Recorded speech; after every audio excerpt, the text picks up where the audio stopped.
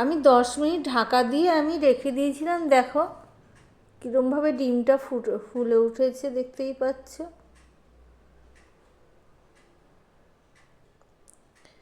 নমস্কার বন্ধুরা, আপনারা দেখছেন কুকিং হাউস অফ অনিমা। এখানে দেখতেই পাচ্ছ এই রেসিপিটা করার জন্য আমি মটরশুঁটিগুলো ধুয়ে পরিষ্কার করে নিয়ে নিয়েছি। এবার আমি এখানে নিয়ে নিচ্ছি 4খানা ডিম ভেঙে, আর নিয়ে নিয়েছি দেখো পেঁয়াজ, একটা বড় সাইজের পেঁয়াজ নিয়ে নিয়েছি। 6-7 কোয়া রসুন, 4টে কাঁচা লঙ্কা আর টমেটো একটা বড় সাইজের দুভাগ করে কেটে নিয়েছি। এবার দেখো আমি ডিমটা নিয়ে নিয়েছি। ডিমের মধ্যে আমি এখানে দিয়ে দিচ্ছি দেখো হলুদ, নুন আর গোলমরিচের গুঁড়ো। গোলমরিচের গুঁড়োটা তোমরা আরেকটু বাড়িয়ে দিতে পারো, আমি আমার স্বাদ অনুযায়ী আমি নিয়ে নিয়েছি। এবার একটা কাঁটা চামচের সাহায্যে এটা আমি ভালো করে গুলে নেব, ফ্যাটিয়ে নেব, যাই বলো না কেন একটু ফ্যাটিয়ে নিচ্ছি। ভিডিওর শুরুতে একটা লাইক দিয়ে কন্টিনিউ করো বন্ধুরা। এবার এই একটা পাত্র নিয়ে নিয়েছি, এর মধ্যে আগে থেকে আমি তেল ব্রাশ করে রেখে দিয়েছিলাম। এবার এই ডিমের গোলাটা আমি এই ছোট্ট থালাটার মধ্যে আমি ঢেলে দিচ্ছি। দেখতেই পাচ্ছ পুরোটা আমি ঢেলে দিলাম। এই রেসিপিটা এত ভালো হয়, না করলে তোমরা বুঝতেই পারবে না যে এটা কি খাচ্ছ। এবার আমি একটা কড়াই বসিয়ে দিচ্ছি, গ্যাসটা কিন্তু আমি এখনো অন করিনি। এবার জল দিয়ে দিচ্ছি, বাটিতেও অল্প জল দিয়ে দিচ্ছি, দেখতেই পাচ্ছ। আর এখানে যে পেঁয়াজ রসুন এগুলো নিয়েছি, এগুলো আমি সাইডে দিয়ে দিচ্ছি।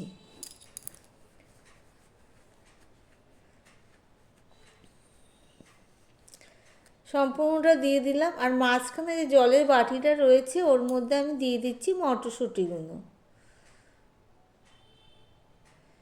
এবার এই বাটির উপরে আমি দিয়ে দেবো ওই যে ফ্যাটানো যে ডিমটা রয়েছে।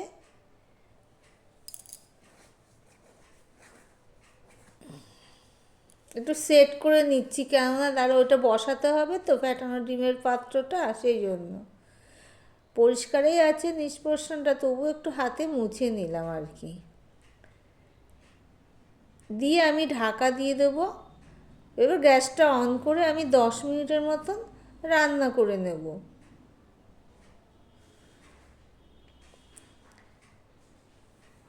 এবার আমি গ্যাসটা অফ করে দিয়েছি। দেখো কতটা ফুলেছে ডিমটা, দেখতেই পাচ্ছ।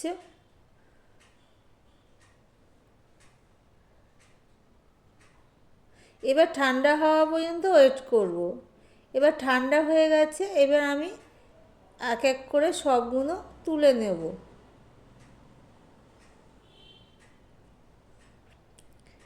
এগুলো একটা পাত্রে নিয়ে নিচ্ছি, পেঁয়াজ টমেটো রসুন কাঁচা লঙ্কা এগুলো একটা পাত্রে আমি নিয়ে নিচ্ছি।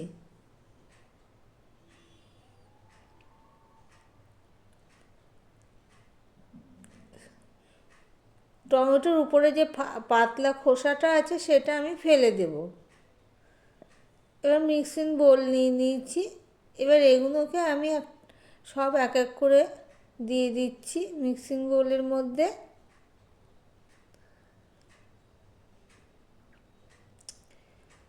দিয়ে আমি একটা ফাইন পেস্ট তৈরি করে নিয়েছি। দেখো বন্ধুরা, ঠিক এরকমই পেস্টটা হবে।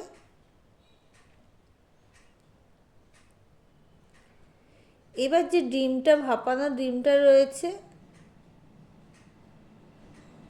দেখো একসাথে কিন্তু আমার 3টে একই টাইমের মধ্যে সিদ্ধ হয়ে গেছে। ডিমটাও সিদ্ধ হয়ে গেছে, মটরশুঁটি পেঁয়াজ সবই সিদ্ধ হয়ে গেছে। এবার ডিমটা আমি আমার মতন করে সাইজ করে কেটে নেব। তোমরা যে কোনো সাইজ যে কোনোভাবে করতে পারো, কিন্তু আমি চৌকো শেপে কেটে নেব। আবারও বলছি, এই রেসিপিটা তোমরা যদি কাউকে করে খাওয়াও, সে বুঝতেই পারবে না এটা কী খাচ্ছ, রান্না করে দিয়েছ। না দেখলে না বললে বুঝতেই পারবে না। দেখো ছুরি দিয়ে আমার সম্পূর্ণটা কাটা হয়ে যাচ্ছে। এবার আমি এগুলোকে টুকরো অংশগুলোকে আমি সব থালার মধ্যে তুলে নিচ্ছি। এই পর্যন্ত যারা ভিডিওটি দেখছো, লাইক দিতে ভুলে গেছো, চট করে একটা লাইক করে দিও। আর যারা প্রথম এসেছো, নতুন বন্ধু আমার ভিডিও দেখছো, প্লিজ লাইক করে সাবস্ক্রাইব করে পাশে থেকো। আর যদি ভিডিওটা খুব ভালো লেগে থাকে তাহলে আত্মীয় স্বজন বন্ধু বান্ধবের মধ্যে শেয়ার করে দিও। এবার দেখো মটরশুঁটিগুলো সিদ্ধ হয়ে গেছে, দেখতেই পাচ্ছ। এবার মটরশুঁটিগুলো জল থেকে সব আমি তুলে নিয়েছি। এবার আমি কড়াইতে যে জলটুকু রয়েছে বাটির মধ্যে আমি সব একসাথে করে রাখলাম। এটা আমি রান্নার কাজেই ব্যবহার করে নেব। এদিকে কড়াই বসিয়ে দিলে কড়াইটা গরম হয়ে গেছে। এবার আমি দিয়ে দিলাম সর্ষের তেল। হ্যাঁ বন্ধুরা, সর্ষের তেলে রান্নাটা করলে ভালো হবে। এবার আমি একটুখানি নুন দিয়ে দিলাম। এখানে ফোড়নের জন্য দেখো আমি দিয়ে দিচ্ছি অল্প একটুখানি করে 5 ফোড়ন। একটুখানি করে 5 ফোড়ন দিলে 1 চামচের 4 ভাগের 1 ভাগ ধরো 5 ফোড়ন আমি দিয়ে দিয়েছি। এখানে আমি দেখো গোটা গরম মশলা নিয়ে নিয়েছি, একটা তেজপাতা নিয়ে নিয়েছি, সেটাও আমি দিয়ে দিলাম। এবার ফোড়নটার থেকে ভালো গন্ধ বেরোতে হবে, ততক্ষণ পর্যন্ত ফোড়নটা করে নিতে হবে।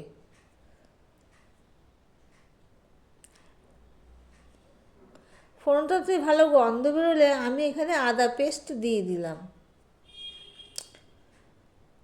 এবার আদাটাকেও আমি একটুখানি মিনিটখানিক নেড়ে নেব। গ্যাসের ফ্লেমটা কিন্তু আমার লোতেই রয়েছে। আর যে পেস্টটা আমি বানিয়ে রেখেছিলাম সেই পেস্টটা আমি এবারে দিয়ে দিচ্ছি।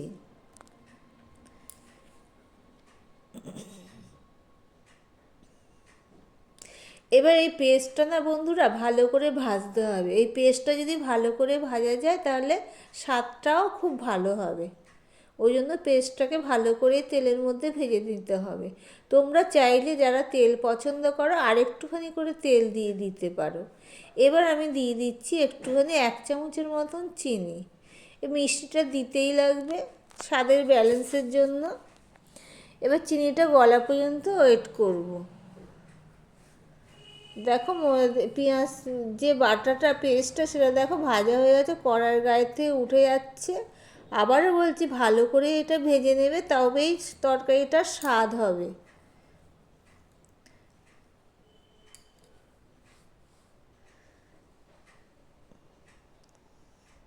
এবার আমি মশলা অ্যাড করব। তার জন্য নিয়ে নিয়েছি নুন, লাল লঙ্কার গুঁড়ো একটুখানি নিয়েছি, যেহেতু কাঁচা লঙ্কা দিয়েছি সেই জন্য। 1 চামচের কম ধনের গুঁড়ো, হলুদ, আর 1 চামচের কম জিরের গুঁড়ো, এগুলো আমি সব দিয়ে দিলাম। দিয়ে আমি একটুখানি জল দিয়ে দিলাম মিক্সিটা ধুয়ে। দিয়ে এই জলের মধ্যে আমি মশলাটাকে গুলে নিয়ে কষাতে থাকবো। ভালো করেই কষাতে হবে বন্ধুরা। আবারও বলছি মশলাটা কষানো যদি ভালো হয় তবেই স্বাদটা খুব ভালো হবে। মশলা কষানোর উপরেই তরকারির স্বাদটা নির্ভর করে। সেই জন্যই মশলাটাকে ভালো করে কষাতে হবে। মশলাটাকে যদি ভালো করে কষানো যায় কালারটাও সুন্দর হয়। এবার মশলাটা কষানো এখনও হয়নি, সেই জন্য আমি আরও একটু জল দিয়ে দিলাম। দিয়ে মশলাটাকে কষিয়ে নিচ্ছি। দেখো এবারে কালারটা দেখে বুঝতেই পারছো মশলাটা কষানো হয়ে গেছে। এবার সিদ্ধ করে রাখা মটরশুঁটিগুলোও আমি দিয়ে দিলাম। দিয়ে 2 মিনিটের মতন আমি এটাও কষিয়ে নেব মশলার সাথে। এবার আমি যে জলটা ছিল সেই জলটা আমি দিয়ে দিলাম।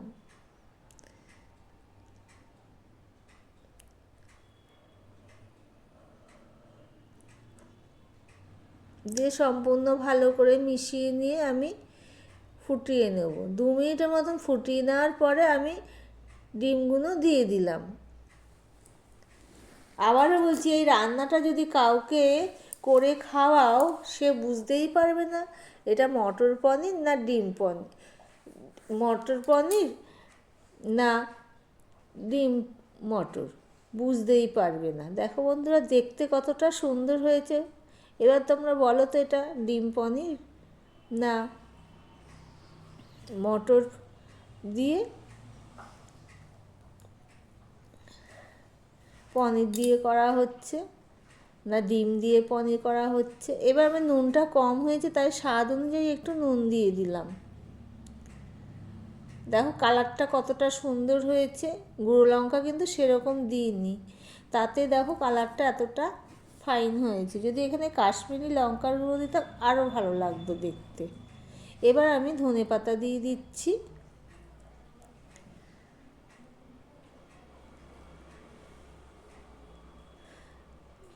তিরিশ সেকেন্ডের মতন ফুটিয়ে নিয়ে আমি গ্যাসটা অফ করে দিলাম, দিয়ে আমি ঢাকা দিয়ে রেখে দিলাম। স্ট্যান্ডিং টাইমে ঢাকা দিয়ে রেখে দেওয়ার পর আমি তোমাদেরকে দেখাচ্ছি। দেখো বন্ধুরা কতটা সুন্দর হয়েছে, সার্ভ করে দেখাচ্ছি। দেখো এতক্ষণ পর্যন্ত যারা আমার ভিডিওটি দেখছো তাদেরকে অসংখ্য ধন্যবাদ এইভাবে আমার পাশে থাকার জন্য, সাথে থাকার জন্য। আমিও সম্পূর্ণ ভিডিও দেখি সবার। আজকের মতন এখানেই শেষ করি।